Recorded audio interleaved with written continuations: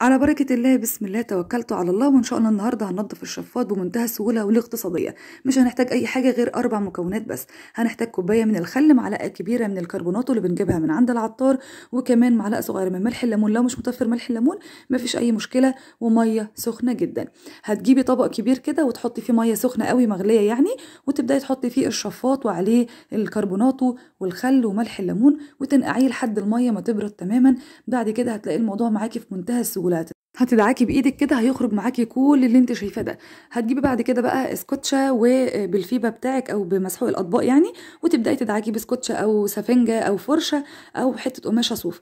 والمكان اللي هتدعكيه اشطفيه اول باول علشان الدهون ما تتراكمش معاكي وتلزق من مكان لمكان تاني.